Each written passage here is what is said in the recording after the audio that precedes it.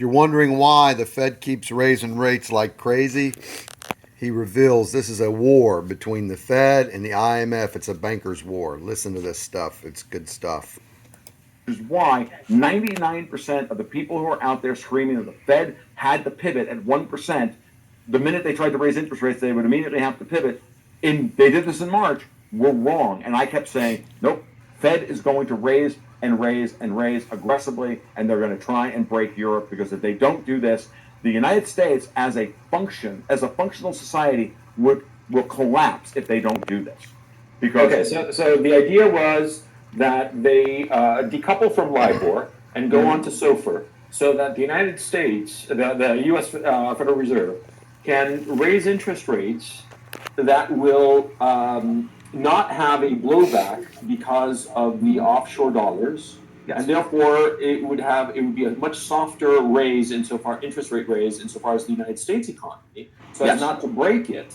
But the cost of this would be to break the European economy. And therefore, the European banks and bureaucrats are freaking out because their ship is going down, but the American ship is not. Bingo! Okay, that's the basic argument. That is, and I'm seeing it like everywhere I look. That's when UNCTAD called for the bailiff, which Alex led with earlier. Hey, no, please stop raising interest rates. When the Democrats, who all work for, like the Biden administration, we are literally under siege here in the United States. We are owned and operated by foreign powers, and those foreign powers are not China. They're Europe. It's old European banking money wants their frickin' colonies back. They want the help, like you said earlier. If you listen to the way these people talk, they want the Chinese to provide them the cheap goods. They want the Russians to provide them cheap oil. They want the North Africans to clean their toilets. They want the Eastern Europeans to run their computer systems and garden, and they want the Indians to make their food. Like, this is what they want. And if you listen to them talk, if you listen to Joseph Borrell talk about how the foreign minister of the EU says, hey, the EU is this perfect garden that we have to protect from the jungle. I heard that. Okay? This is your dead giveaway about how these fucking people think. You're the help. Shut up and do what we tell you.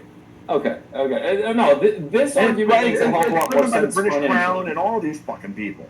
Yeah, and so basically, all of a sudden, Europe, the European financial system, and certainly the European society is adrift, and they're going down the tubes. And it's not going to be helped by the migrants, who I think are going to be the source of the social disruption that we're going to see. But that's for another conversation, or later in the conversation. Sure, it's another conversation. And so you're saying that basically it's the Americans decoupling from Europe. That's your basic argument, financially decoupling. Now, actually, I'm going to go one step further. I'm going to bring up a quote that I heard recently from the Chinese foreign minister. I can never remember his name, and he was asked recently. At an interview, he said, Part didn't matter. I'm saying the same thing now about, and thank you for the correction. I'm saying the same thing now about the American Revolution. The American Revolution never ended. How about The that? English have been trying to get their colonies back since the day after Cornwallis surrendered at Yorktown. The history of banking in the United States, if you read Murray Rothbard, he goes over there. The history of banking in the United States is the history of the United States. And so much of what you've seen out of American foreign policy is actually British foreign policy. Yeah. Writ large. So now, understand, with LIBOR dead, no longer having control over U.S. monetary policy, the U.S. is actually finally declaring independence. How about that? Which is why Donald Trump had to be removed from power. Joe Biden had to be selected, and a Democratic majority had to be created in the House and Senate in order to push all this stuff through. Now, here's the thing that's going to bake your noodle. Ready? Sure. With the failure of Build Back Better, which was another CARES Act to force the Fed to monetize $6 trillion worth of debt. Over. Now the Fed has the fiscal run room to do this, because there's no fiscal spending that they're going to have to deal with 18 months from now, because there's no mandated crazy amount of spending that they're going to have to monetize.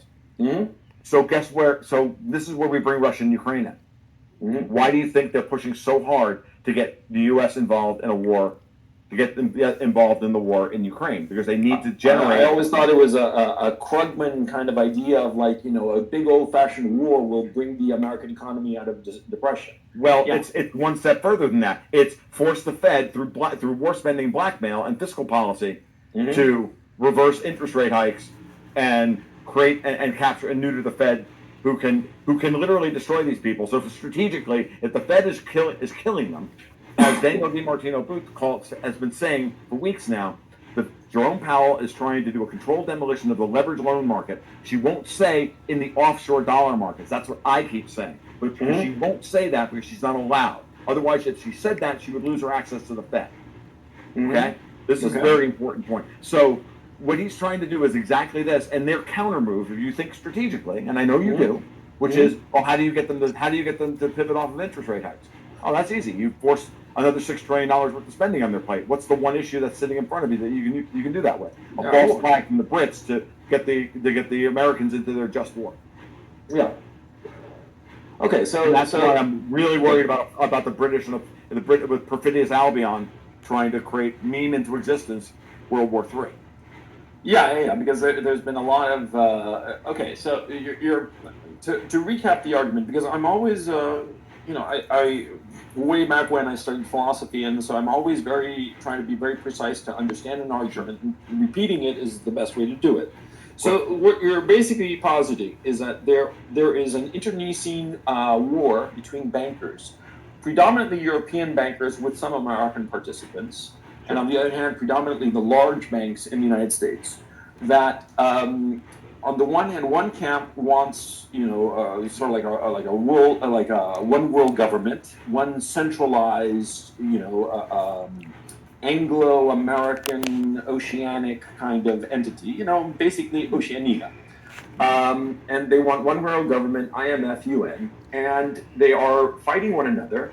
In order to make that happen, the American contingent is basically deciding to torpedo the Europeans, and the European and some of the smaller American players are trying to push for an escalation of this war, so that by having to print up all kinds of money to fund a widespread war, they can they would have to. There, I kind of like come to the end of the argument. They would have to what? They have to re-liquefy the offshore dollar markets, and thereby put money back into the pockets of the offshore banking system, which is the source of Europe's power. Europe's power is not in the euro markets; it's in their offshore dollar markets. Okay, so you're basically saying that the contingent who's in control of the State Department at this time, they are basically acting not perhaps at the direct behest of, but in the interests of the European. I beg your pardon? Useful idiots. Yeah, exactly. They are trying to force this war to widen so that it will create the liquidity necessary to save the European bacon. And to keep capital frozen in Europe and not. You got to remember, there's the capital flow side to this argument as well, which is that capital flows to where it's treated best. It also flows to where there's the most stability. So what does the European Union always try to present to the world? We are inevitable, and we have everything under control. Right. What are we trying to produce What are they trying to produce in the United States? The United States is falling apart. It's on the verge of civil war. It's running around like Rambo without a jockstrap in all these places around the world. It can't even pull out of Afghanistan. It can't protect its people. It can't protect its border. It can't do any of this stuff. They're fighting on Capitol Hill. We all hate each other. Dogs and cats living together. Why would you invest in the United States?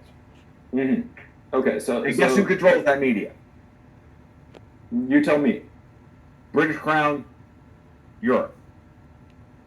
Okay. Sky News, the BBC, the New York Times, Twitter was there. It was absolutely one of their biggest control organs for all of this Straussian two-step bullshit. And that goes back to the argument about the manufacturing of the energy crisis in Europe was designed in order to create an opportunity to nationalize the energy markets in Europe. Guess what? We're seeing the same thing out of Joe Biden and the Democrats. They're going to use the diesel fuel shortage here to then say we need to nationalize all the refiners because they're making too much money refining diesel fuel. By the way, how does this fit in with the very clear sabotage that is going on in the food supply? Because one burning silo, okay, fine, But like all of these, events that we're hearing all the time, the food processing plants going, sky high. How does this is part of this play that you're basically saying? Mm-hmm. Absolutely. Okay. Alex, Absolutely. I want to bring you back in because I, Absolutely. Alex, Absolutely. I want to bring you back in because yeah, I'm busy listening, so that's why I wasn't saying anything. But basically, I think that letting the food inflation go and causing shortages of food works to it advances the control and CBDC agendas, because one day they could tell you, there are shortages of food, but here, if you want to have food available to you, then you have to, it's only going to be available in this currency. And oh, by the way, you have to have all your vaccines, and you have to have your QR code, and you have to have your, everything. So the constraining the supply of food would allow them to maybe then force people into the control matrix, because it would be the only way for you to get your food. Sorry. Okay. I have another angle on this Go as ahead, well. go. They've also stated that they want to collapse the oil-based economy. As Alex pointed out earlier, we all eat at the forbearance of converting hydrocarbons into ammonia and urea and everything else. Well, guess what? They really do want to kill off 75% of the population, because they're not going to be able to spin up enough nuclear power in the short run now, okay, to be able to support 7 billion people. They also don't want to control 7 billion people, because 7 billion people is too many. But the world without hydrocarbons can support about 2 billion people.